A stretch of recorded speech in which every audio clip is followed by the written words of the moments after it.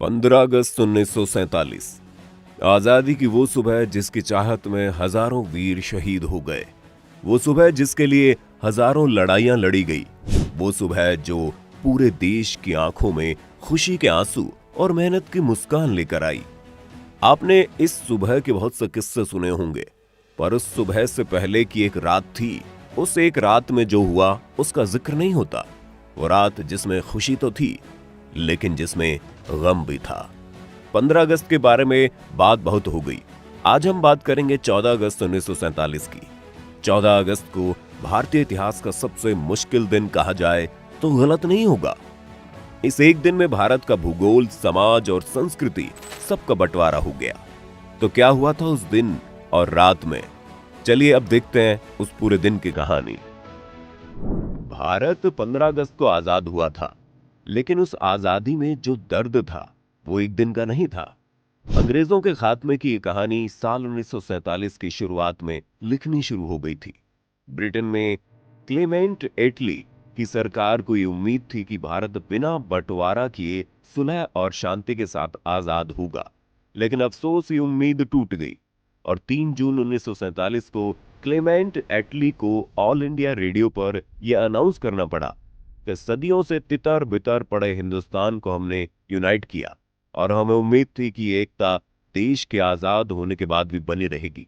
लेकिन हिंदुस्तानी नेताओं को ये मंजूर नहीं है, इसलिए हमारे पास देश का बंटवारा करने के अलावा और कोई चारा नहीं है। जिसका मतलब यह है कि अब ब्रिटिश हिंदुस्तान का राजकाज दो सरकारों को सौंप रही है। और फिर देश के बंटवारे का जहरीला फैसला 18 जुलाई को ले लिया गया। 18 जुलाई 1947 को भारतीय स्वतंत्रता अधिनियम को स्वीकृति मिली। इसकी नींव माउंट बेटन ने रखी थी। इसमें देश की आजादी के बदले अंग्रेजों ने इसके दो टुकड़े करने की ठानी थी और इस काम के लिए चुना गया लंदन के वकील सर सिरिल रेडक्लिफ को। वो रेडक्लिफ जो कभी भारत नहीं आए थे, जिन्हें ना यहाँ की संस्कृति की जानकारी थी ना तहजीब का इल्म था, जो सिर्फ एक नक्शे पर लकीर खींचने आ रहे थे। और उस वक्त शायद उन्हें नहीं पता था कि वो दुनिया का बेहद स्याह फैसला लेने जा रहे हैं। सिर्फ एक फैसले की वजह से लाखों लोगों को अपना घर बार छोड़ना पड़ा, अपनी जमीन जायदाद छोड़कर चले जाना पड़ा।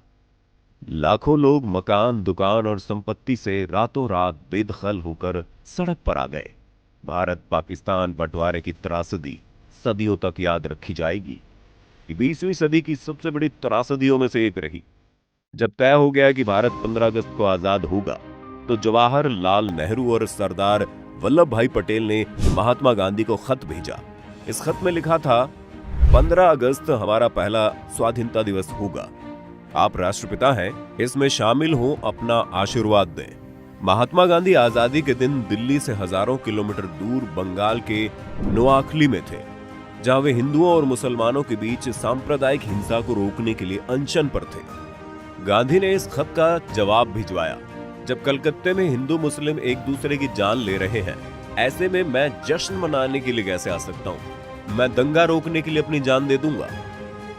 14 अगस्त की शाम नेहरू अपने 17 यॉर्क रोड वाले घर पर इंदिरा गांधी और पदमजा नायडू के साथ बैठे हुए थे।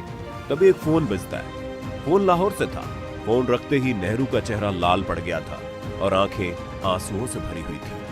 लाहौर के नए प्रशासन ने हिंदू और सिख इलाकों की पानी की सप्लाई काट दी। लोग प्यास से पागल हो रहे थे और जो औरतें और बच्चे पानी की तलाश में बाहर निकल रहे थे, उन्हें चुन चुन कर मारा जा रहा है। नेहरू इंदिरा को बोलते हैं, ऐसे में वो अपने 15 अगस्त का भाषण कैसे दे सकते हैं?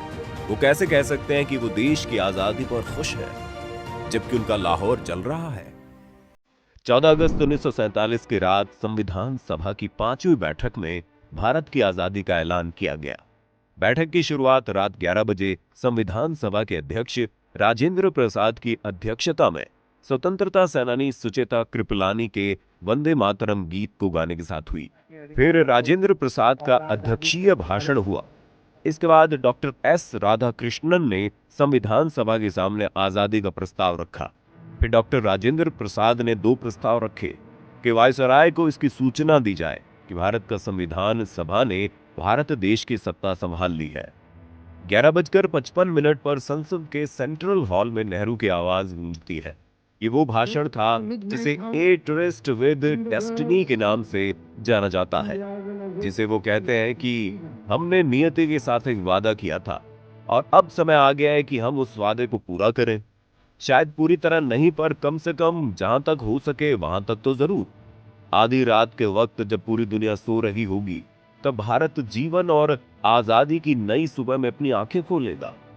संविधान सभा में तालियां थम नहीं रही थी, सदस्य मेजें थपथपा रहे थे। स्वागत था एक नए भारत का, एक नए राष्ट्र का, आजाद भारत का, जिसके सपने अब अपने होंगे। लेकिन जब पूरा देश जाग कर नेहरू का ये ऐतिहासिक भाषण सुन रहा था, उस दिन महात्मा गांधी ने भाषण नहीं सुना और वो रात 9 बजे सोने चले गए थे। दूसरी तरफ वहां मौजूद लोगों की आंखों में आंसू बह निकले और महात्मा गांधी की जय के नारों से सेंट्रल हॉल गूंज गया।